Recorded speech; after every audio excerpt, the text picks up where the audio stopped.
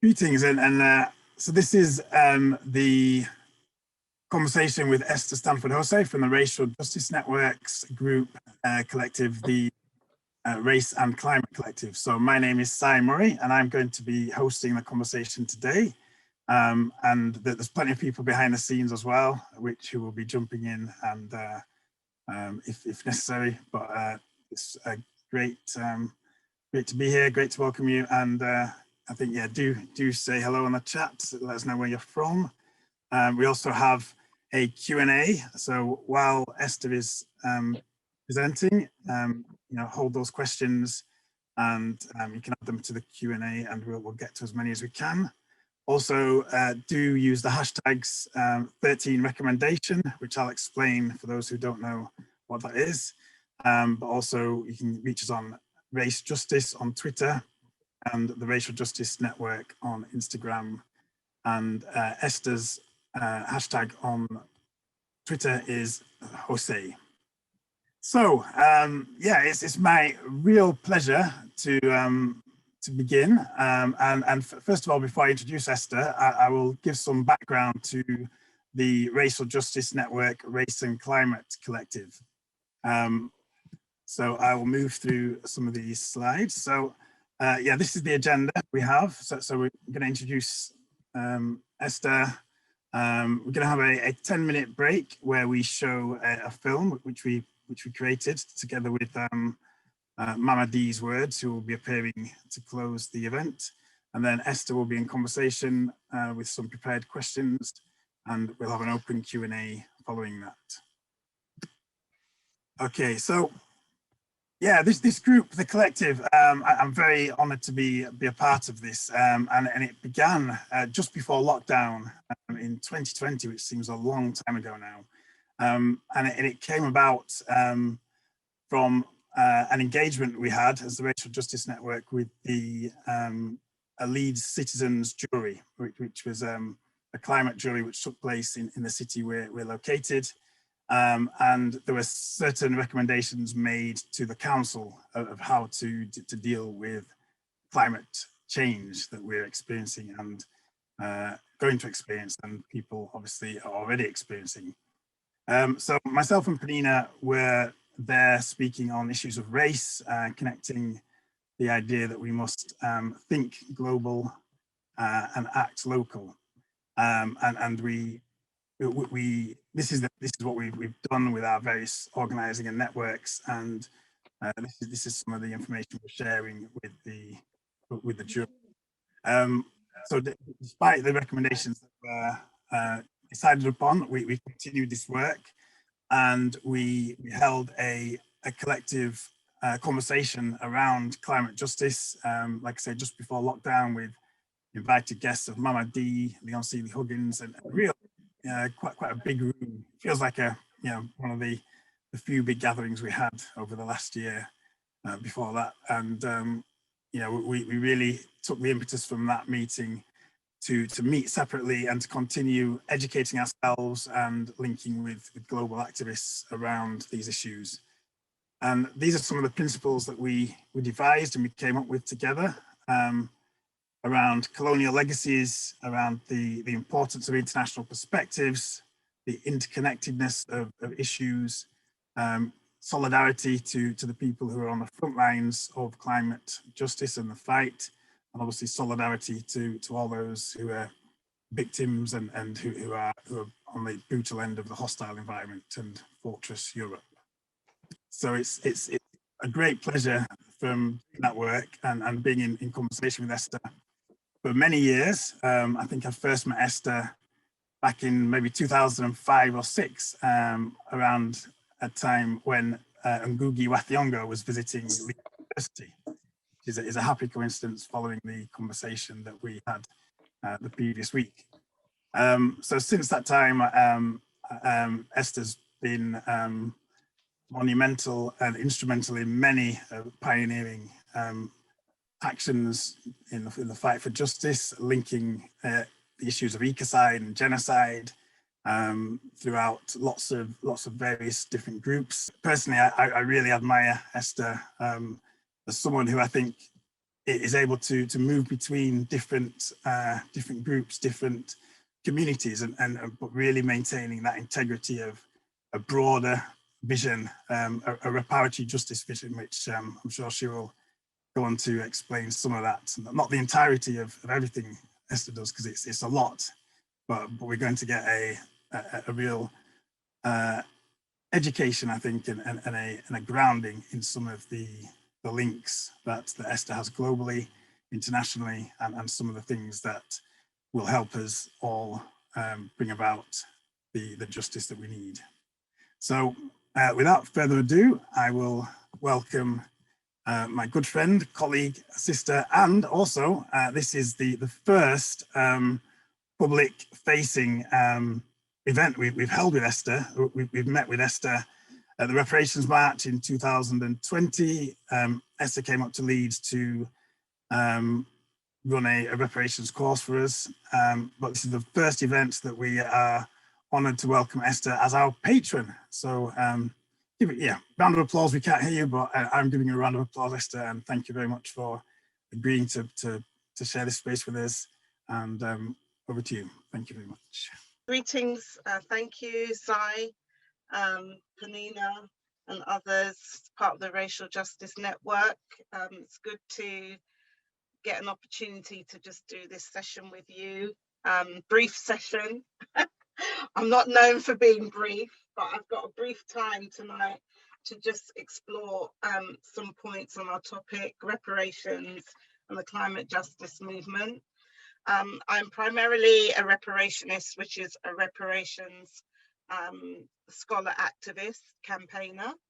And so all of the work I do around climate justice is through the lens and the prism of the framework of reparations, which I will talk a bit about in a short while. But obviously it's important for us when we're thinking about injustices and climate injustice, environmental injustice, racial injustice, you know, the multi-layered nature of injustice, to recognize the importance of having that holistic picture of what the problem is, what it is that we're seeking to tackle, and the roots of the current movements that we all are part of or support or are concerned with. So in terms of climate justice, I'm not going to be able to go into too much detail about anything with the time that I have, but just trying to go methodically through some thought processes. Climate justice, bringing together frontline communities of resistance, recognizing that they also have solutions to extractive industrial systems that are eroding humanity's primary means of existence on the planet.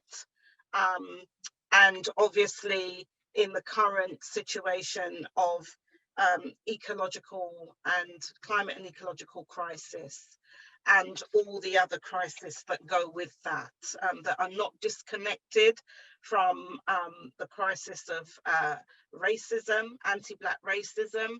And in my case, I particularly like to emphasize Afrophobia, anti-African prejudice and discrimination, and also the crisis in terms of pandemics, such as COVID-19. They all obviously impacting on people, not only ourselves, but our families and communities around the world and other members of the human family.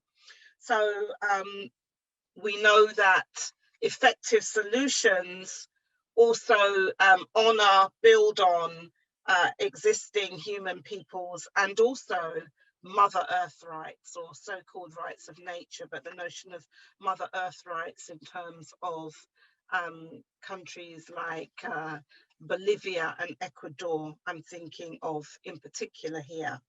And the championing of community rights to energy, land, water, and food sovereignty are key aspects of tackling climate and ecological injustice or crisis. So when we think about climate justice, it is important to recognize that key groups in society who have been historically oppressed, marginalized, and who have experienced colonization in particular are most affected or more affected by climate change and ecological destruction. And then within specific groupings historically, maybe national groupings or in a European context or Western context, racially marginalized groupings, then we know within that other groupings such as women, disabled people, etc., that are more impacted across the world in terms of climate injustice. Of course, we know that climate impacts can exacerbate existing inequitable social conditions, and therefore it's important for us to explore the solutions that we're engaged in and to try and ensure that there is fairness and equity, and that we have to look at not only justice between or among, you know, contemporary generations, but also, you know, intergenerational justice as well, in terms of the world that we've inhabited and also the world that we're passing on to those that are yet to be born, okay? So that's really what we're concerned with from my perspective when I think about climate justice. So recognizing that there are a plethora of movements that come together around tackling climate injustice from different perspectives. And that is really, really key, because it's not just a one size solution that's going to fit all because of the nature of injustice. So I just have this slide here that promotes a study of Jason Hickel, who does a lot of research on these issues of you know, climate injustice, ecological crisis, linked to the notion of colonization and also some aspects of reparation. And so he took part in this study. He conducted this study that is known as Colonising the Atmosphere, which tells us that as of 2015, the USA was responsible for 40% of excess global CO2 emissions. That's no surprise, I know, to any of you. The European Union, in terms of the 28 countries, was responsible for 29%. G8 nations, including the USA, EU, Russia, Japan, and Canada, were responsible for 85%, and countries classified by the UN Framework Convention on Climate Change as what's known as Annex 1 nations, those being the most industrialized countries, were responsible for 90% of excess emissions. The global north was responsible for 92%. By contrast, most countries in the global south were within their boundary fair shares, including India and China, global, according to new analysis by Hickel in the study Quantifying National Responsibility for Climate Breakdown, which was actually published in the September 2020 issue of the Lancet on Planetary Health. And a quote from him is that we know that the global south suffers more than 90% of the costs of climate breakdown, and 98% of the deaths associated with climate breakdown due to fires, floods, droughts, famine, disease, displacement, and so on. So he goes on to say, so just like under colonialism, the North is benefiting at the expense of the South. And of course, that doesn't dismiss that within the global North, you have the global South too, in terms of racially marginalized communities from the majority world who are disproportionately impacted. So the simple fact of the matter is that countries and people who are least responsible for causing climate change are the ones who are suffering most from its effects, especially regarding food insecurity and nutrient deficiencies. So thinking about that within the context of tackling, you know, climate injustice in terms of the climate justice movement and reparations, it's a huge problem, a huge intergenerational, structural and systemic problem that we have to tackle. And of course, that will be done in a multiplicity of ways. So that was just a bit of a soundscape from actually me at the last Extinction Rebellion activity in September of last year, making the links between the current ecocide and genocide and colonization.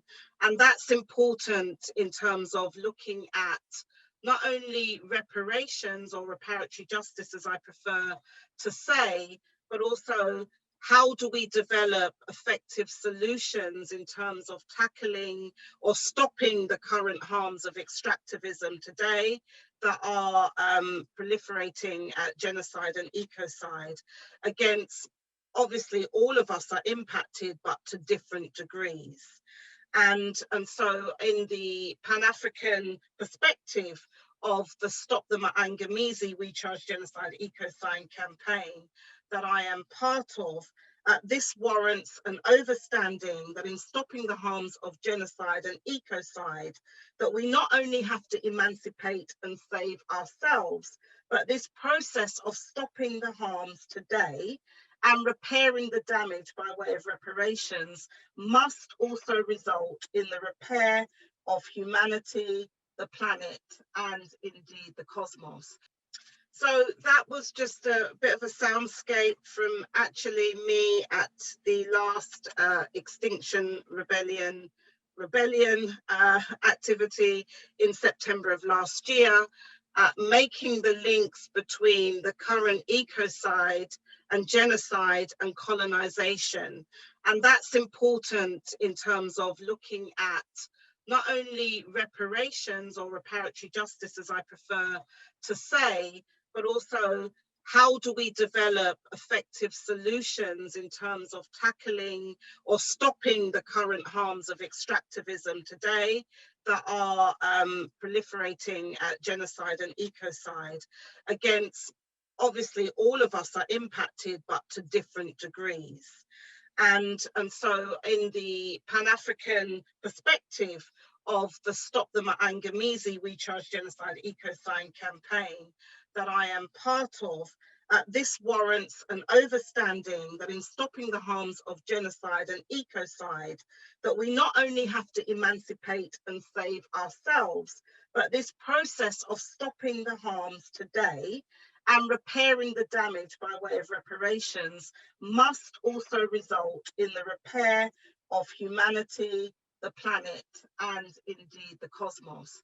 Now I'm going to skip through because I know that I've got limited time, but just to say this is just some of the preliminary context to then exploring the notion of reparations. The fact that as much as the fact, you know, the British government have recognised the declaration of a climate and ecological emergency, they are still funding fossil fuel projects in the global south. And in particular, I'm focused here in these slides on Africa. And so this should be disturbing to us if we're working here to try and address these issues, not only within our local communities, but also looking at the global impacts and responsibility that nations like the UK have in the world.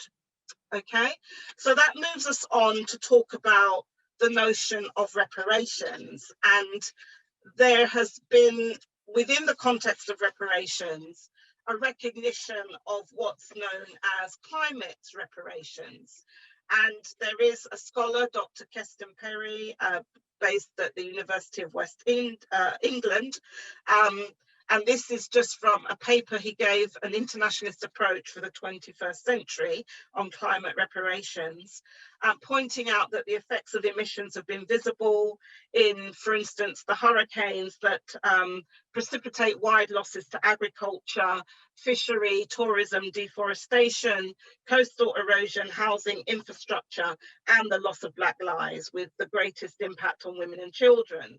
And he goes on to talk about some of the damages in terms of, you know, not full damages, but in terms of hurricane damage in the Caribbean and small island states, that show how serious this issue is for particular lives in particular regions, you know, of course, in the context of the Caribbean. So that's what this slide talks about. And he actually argues that climate reparations constitute a program for loss and damage to livelihoods, infrastructure, and people's life chances due to ecological breakdown. Now, the notion of climate reparations, and I would actually advocate the term planet repairs, which I'll go on to talk more about, is very much part of the substance of a case that we are supporting as the Stop the Mangamizi Recharge Genocide Ecocide campaign, which is known as the Young People or Global Majority versus the UK government. And this is the case of 3 young co-claimants, Marina Trix, Adetola Anamade, and Jerry Amakondo, who are based here in the UK, but working with Plan B, the climate litigation charity, have been able to initiate legal proceedings against the UK government and the Chancellor and the Energy Secretary, really exploring the question of the UK's obligations to implement the Paris Agreement domestically. And what's interesting about this case is although you could say it's a climate justice case seeking to avert further harm that the UK government is doing, it's also being framed as a reparations case, but a reparations case with a difference in terms of a focus on the ecological and climate dimensions of reparations as they impact on these 3 co-claimants, who are basically arguing, Britain, UK government, you are not only harming us, the younger generation, this generation, you are also harming our families back home. And our families back home, we are connected to them. So we are not going to be complicit in your further genocide and ecocide of our people. That is a case that the Stop the Mangamizi campaign is supporting, working in partnership with Plan B and also the 3 co-claimants that you've just heard from. And our role is really to support with the campaign, because yes, whilst we're embracing you know, conventional court action, we know that the real victory is to be won in the courtroom of public opinion, the international courtroom of public opinion. The Stop the Mangamizi campaign's role is really around the extra legal dimensions of this case and how this case can catalyze communities across the world in terms of their own resistance and forms of rebellion. I now want to make that link in terms of reparations, which so many people are hearing about and getting involved with now.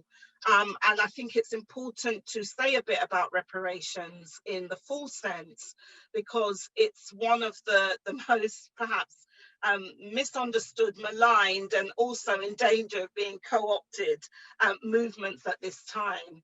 And with all this crisis that's going on, this global crisis of racism, anti-Black racism, Afrophobia, pandemics, and obviously the climate and ecological crisis, I think it's really important that we have a thorough grasp of reparations.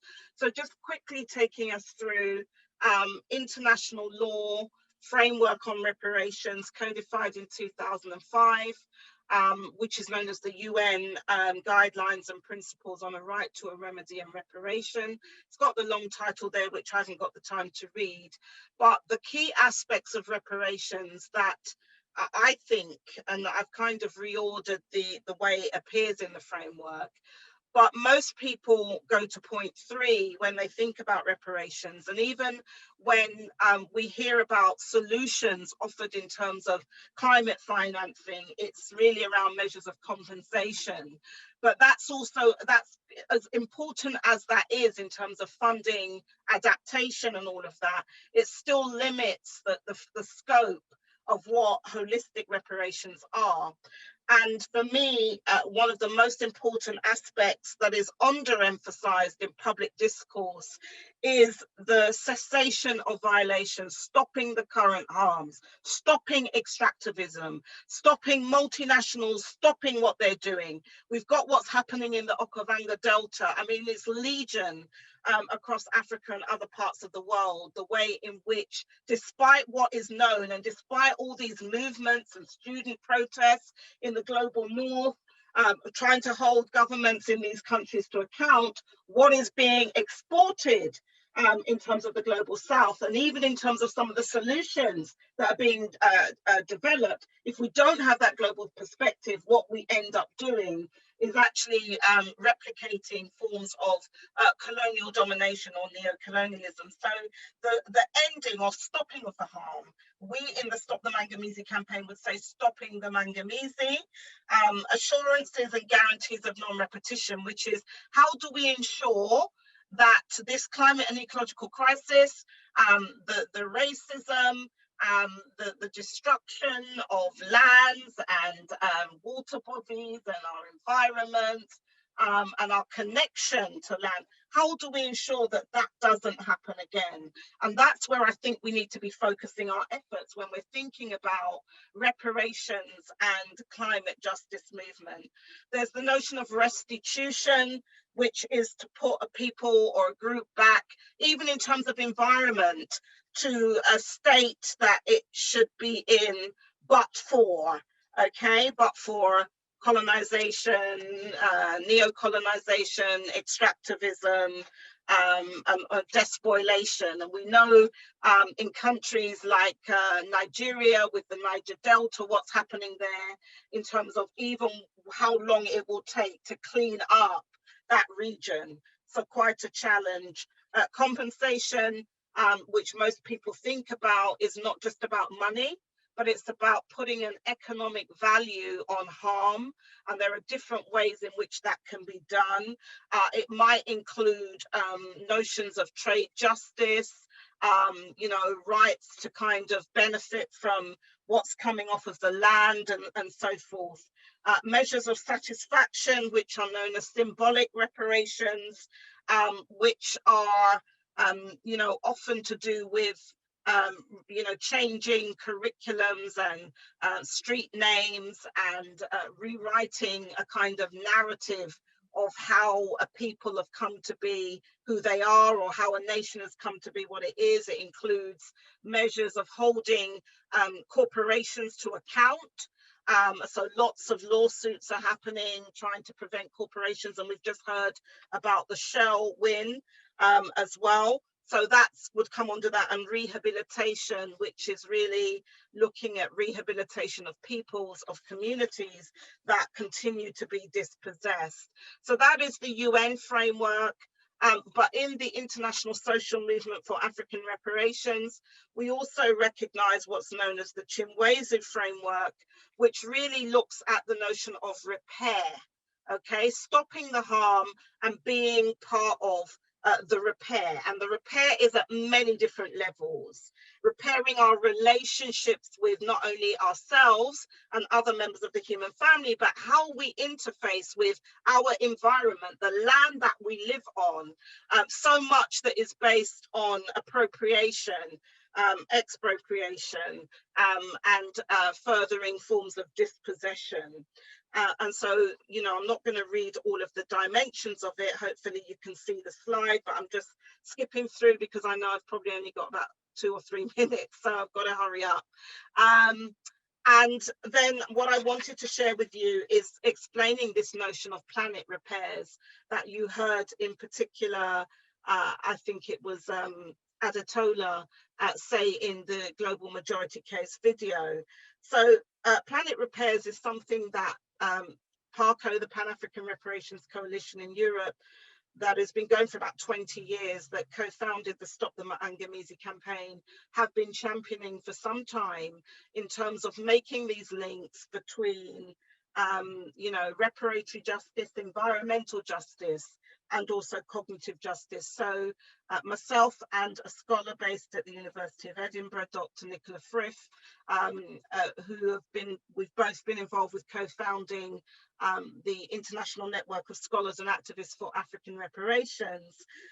This is a definition. Planet repairs refers to the need to proceed from a standpoint of pluriversality that highlights the nexus of reparatory, environmental, and cognitive justice in articulating the need to repair holistically our relationship with and inseparability from the earth, environment, and the pluriverse, giving due recognition to indigenous knowledges in contrast with Western-centric Enlightenment ideals that separated humanity from nature and thereby justified exploitation for capital accumulation.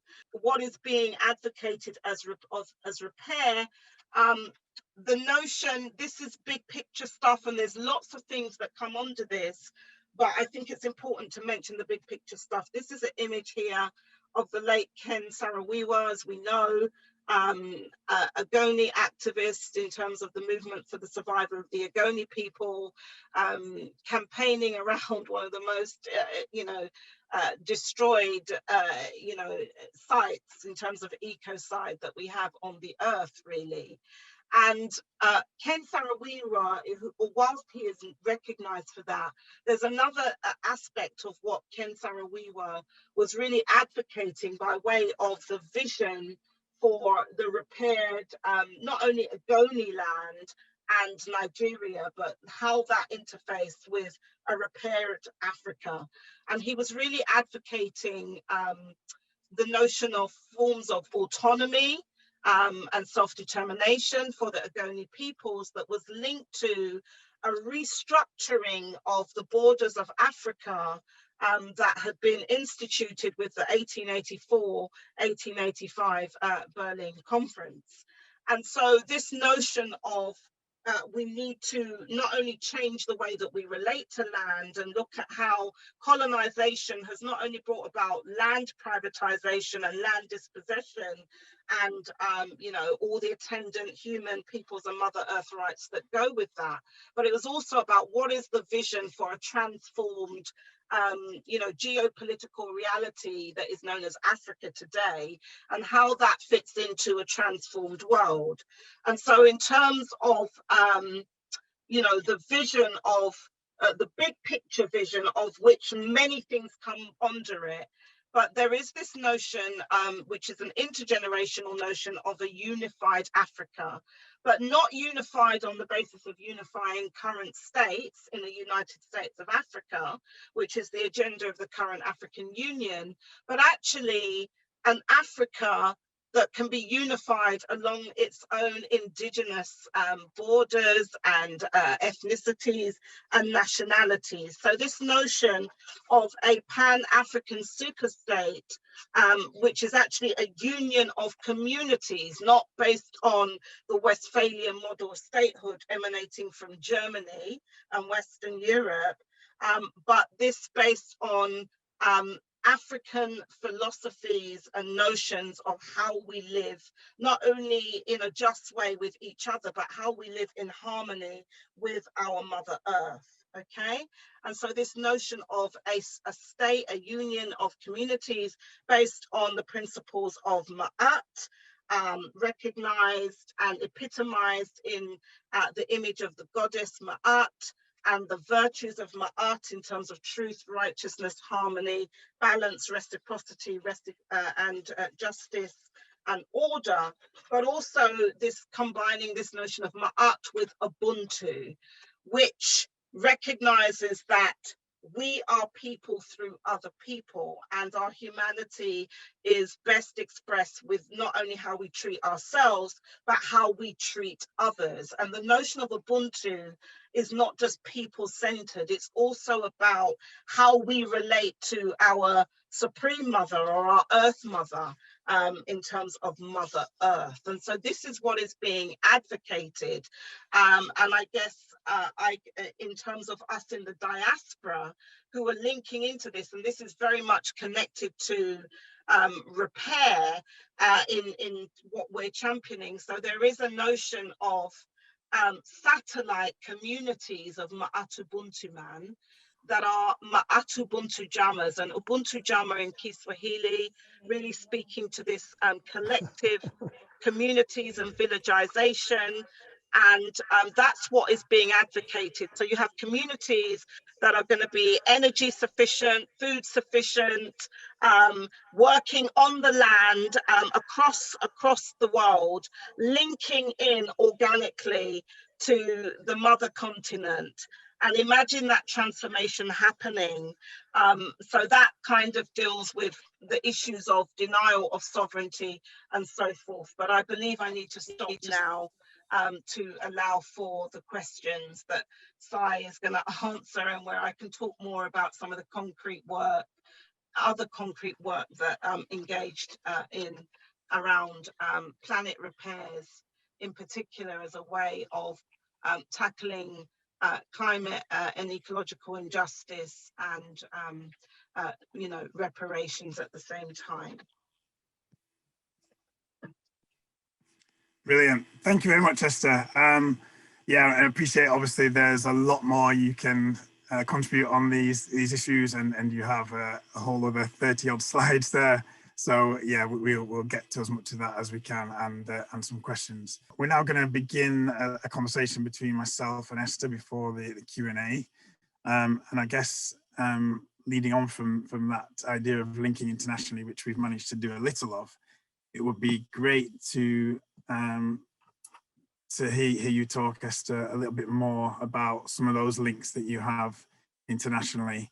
And I guess particularly with one of the groups who I'm not sure you have mentioned in this talk, but the affiliation you have with XR and via the XR ISN, the XR Internationalist Solidarity Network. I've had many conversations with you around your work, and particularly on this this grouping, and I know that there's also been some misunderstandings around the nature of this work. There's obviously, as we're aware ourselves and have critiqued ourselves, that there's a lot of critique, partly, a lot of it justified, you know, around the lack of racial politics within XR, but this grouping, as you have shared many times, you and Clue and Afrikan Heritage Network were at the very beginning of the formation of XR, and so you've been intervening, been very aware of the racial dynamics, the policing issues, and everything else. Mm. But I'm not sure many people who are organising our communities have the full understanding of the tactics and of the strategy that you're employing by working in affinity with a group such as XR. So, yeah. Sure. So, do you want me to speak about that, which is a really important issue? Now, just to preface what I say, we had an involvement with XR before XR launched its declaration of rebellion in October 2018. We were actually contacted by a member of XR probably around the July of 2018 as the Stop the Maangamizi campaign. They contacted us, and I got an email because I was, you know, responding to monitoring the email, and it was from somebody called Matthew, who said, "Oh, I'm looking at your website and the work that you do as a campaign, And I can see that you have the Stop the Magnesium campaign petition action learners. I wanted to know, could I become one? But I'm a white man. So obviously when you get an email like that, which we don't, you know, we're a African heritage community campaign. So it was an interesting email to get, and I was quite curious by it. So entered into a dialogue, and the long and short of it is that the person, Matthew, said to us, look, I think that we have something in common, in that you are interested on tackling ecocide, and genocide as a dimension of ecocide and vice versa. And as Extinction Rebellion, we are tackling these issues in terms of the climate and ecological crisis, but actually we recognize that people in Africa in particular are most impacted, and other parts of the global south. So that was the humble approach to us, which led us to then begin a form of dialogue with the XR co-founders. And we put to them many of the criticisms and everything that you hear about XR, of which you're all familiar, I don't need to repeat. We put that to them, and we also put to them our own skepticism about working with this white-led movement, recognizing the narrowness of its construction, etc., etc., etc. Anyhow, what we found from the co-founders, of which there were 11, okay, founded in Slough, so a limited kind of geographical and perhaps worldview as well. But they said to us, all right, we want to do an open letter, which was published in The Guardian actually in December 2020, Now to Prevent an Environmental Catastrophe. And what they did is they said to us, how would you suggest we frame this issue? So we joined on to this letter that was signed by 100, you know, academics and scientists and community leaders across the world. And we included particular text. And the text that we included in it was that we further call on concerned global citizens to rise up and organize against current complacency in their particular context, including Indigenous people's rights advocacy, decolonization, and reparatory justice. So joining the global movement that's now rebelling against extinction. So the commonality was, as the Stop the Manganese campaign, we are also rebelling, you know, against extinction, not just in terms of, you know, non-human species, but our very selves, the attempt to make us extinct, you know, through genocide. The fact that we're survivors of genocide doesn't mean that, you know, there aren't attempts to make us extinct in terms of depopulation, which actually still continues. So we made it very clear that many of us around the world and the communities that we work with in the global south could not tackle climate. You know, it's not a separate issue, that people were already engaged in struggles, you know, climate justice, racial justice, you know, food sovereignty, land struggles, and that those had to be the bedrock of how you engaged communities who were not white, the majority of whom, if they could find XR relevant. And so we went to the first Rebellion Day in October, the second one, the end of November, and we then began to enter into dialogue with XR co-founders, and we agreed that we needed to have our own space because we were concerned about the international dimensions of this climate and ecological crisis. We said it's fine for you all to worry about what might happen in 15, 20 years' time. But for many of our people, it's happening right now. The genocide is right now. We haven't got the time to wait. And that space was created, co-created with the support of XR co-founders who understood reparations in the sense of redistribution of resources in particular that have been extracted from the global south, because we made it very clear a lot of the resources that you're working with don't belong to you. They come from extraction and extractivism And therefore, if XR wanted to do justice, they needed to facilitate a redistribution of resources back into the global south, which is what was agreed. And the setting up of XRISN, the XR Internationalist Solidarity Network, was a form of reparation in their mind, because that's how we explained it.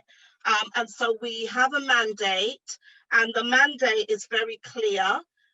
So although these other issues have been going on, what we've always said to people is, you know, don't assume that everyone in XR is white. Some of us got involved because we know that eco-fascism is real, okay? And it is being unleashed against our people under the guise of tackling the climate and ecological crisis.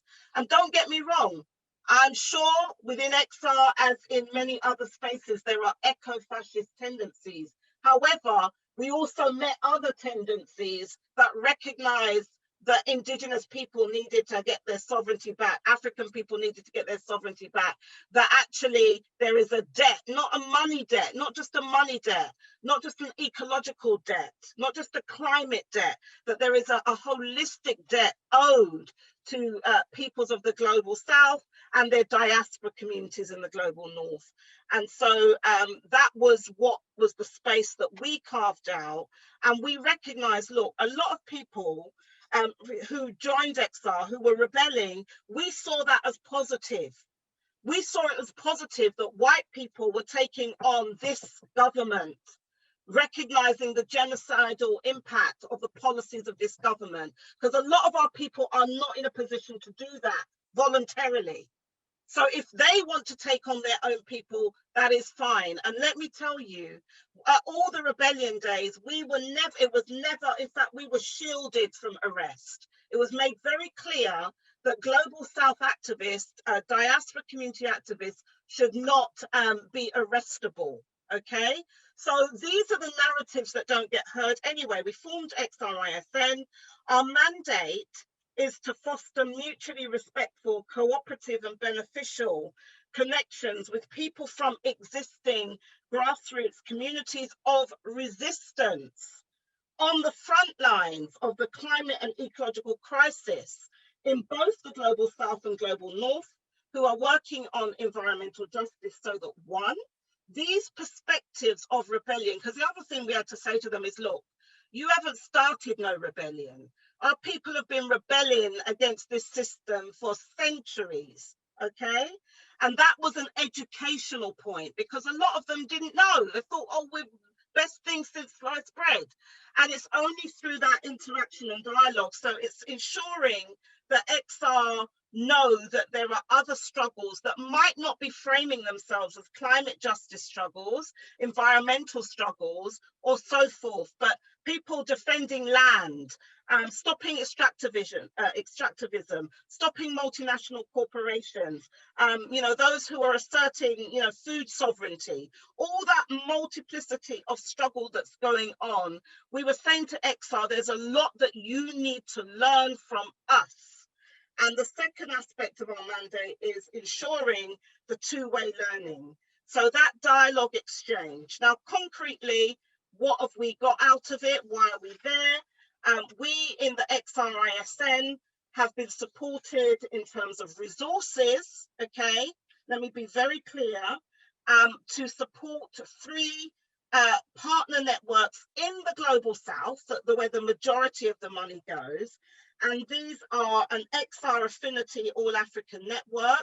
Now, these are affinity networks. They're not setting up XR groups, because we've said to our people in XR, sorry, our people don't need you. They don't need a colonial approach of white saviors coming to save us. Our people are saving themselves, but they can be in affinity around the basis of any common interest. So the one in Africa, which is called XRAN, there's an XR Affinity Network for Abya Yala, so-called Americas, called XRISE. There's an XR Affinity Network of Asia called XRANA, and they're based in India, Ghana, and Colombia. respectively. And if you know anything about Colombia in particular, one of the places where a lot of our people, indigenous people, so-called Afro-descendants, are being killed for being land defenders, human rights defenders. And one of our flagship projects in Africa is what's known as the Miano Asaseya Community Educational Complex and Sanctuary, which is a community space that is being built, purpose-built, to provide a sanctuary to persecuted activists across West Africa, and that is also promoting indigenous methods of averting the climate and ecological crisis, indigenous knowledge systems, and so forth. And in the UK, we've also been able to establish what's known as the GOPIS, the Gaia House of People to People's Internationalist Solidarity, because we're very clear that unless there is real, genuine internationalist solidarity, we have to ensure that those who are here, who are often, whether they're complicit, whether they don't know, end up being utilized or benefiting from the dispossession of our people and other communities in the global south. So it's an internationalist solidarity center that is led by us.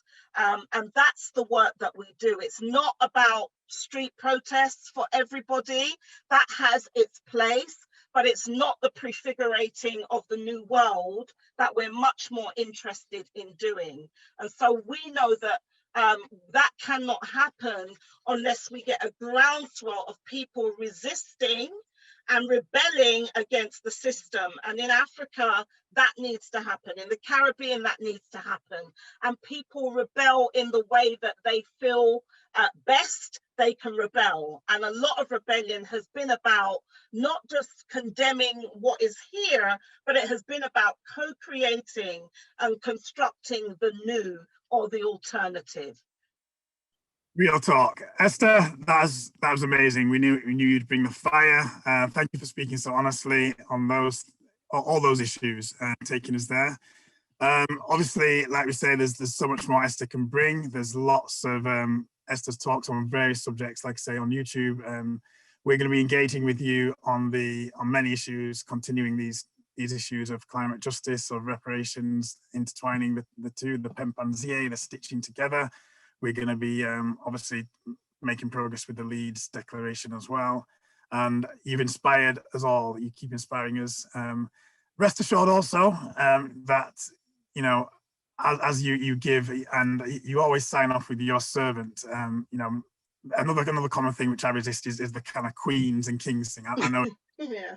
you see yourself more as a servant, which I, you know, Yeah. we're all kings and queens at all. And I respect you for the sacrifice, and rest, like I say, rest assured it is valued by so many of us. You've given so many people who I'm sure you don't even know so much fire to continue this fight, and we salute you. Esther, I'm sure everyone else would wish to share thanks, and there's lots of messages as well saying so. Just grateful. We will continue the journey. We will move towards the Mat Ubuntu Dunia. And we're going to now close with Mamadi. I trust that you can just bear with my voice alone. One of the things that I was asked to do was to summarize Esther. No, that's impossible. So I hope that all the words that she has spoken have thoroughly resonated through all hearts and ears, and that within the bodies that have heard her words, that they will, you know, go away and really process and work on, because it's not enough just to remember and praise and sing about, but to actually act on, as she herself has spent her life acting on. There's an African American group called Sweet Honey in the Rock, and they have some words in a song which say, we all, every one of us, have to come home again. You know, we were born of this earth. We remain anchored to this earth. Our very substance is from this earth. Yet somehow when we have the opportunity, we just abandon the earth to whatever we feel is far from and above whatever is the blackness and brownness of all our origins. But how on earth can that profit us? How on earth can it benefit us? When is there a benefit of losing one's mother in search of glass, concrete, and metal? How can we say we can self-actualize in a cloud that's located in virtual skies? It seems to me that we cannot do better than to thoroughly decolonize, to cleanse and repair our minds, and to see and feel beyond our mortal eyes. And to do this, we have to begin to recognize the mothers, the sisters, the daughters of the movement to liberate, repair, and heal. If we cannot come back to that, and I'm so glad, Sai, that you asked that final question and Esther's response to that, because that is the home that we have to come back to. How, no matter how difficult it is to countenance the idea that our roots are our Black mothers, sisters, and daughters. That's what we always have to come back to. And you know, if we cannot elevate and support and enshrine what these women represent, then we are in self-denial. The 13th recommendation is actually the foundation of any sane movement towards healing the trauma within. It is how justice, reparatory justice, is articulated. To fully acknowledge the colonial legacies of all harm, understanding that colonialism and coloniality was and is the seeking of an overarching power and control of all that one has objectified as being outside of oneself. That is actually some kind of definition of madness, right? Because we, as Africans, recognize we belong to the earth. There is nothing outside of that. So then to seek to make things be outside of that so that you can control it is actually a movement towards a cancer. What reparatory justice is seeking is an elimination of that cancer effectively, right? It's a movement towards a sanity that we haven't known on this planet for a very long time, yeah? So again, the 13th recommendation is talking about the international proportions of it and connecting the local, what is referred to as local and global, because, you know, everywhere you are is your local. And so everywhere else becomes a global. So it's a very Ubuntu idea and concept, right? To connect the local and global in profound and significant ways, yeah, which is to recognize meaningfully how to express with body, mind, and soul the solidarity that can and has to make a difference if reparatory justice is to be achieved. Racial Justice Network has also at its helm Penny Wangari Jones, another Black woman who may be overlooked, yeah, who is embracing this sanity. And it's, you know, it's not an accident that at these important locations, the helm of these important locations in time and space are African women, are African heritage women. It is not accidental.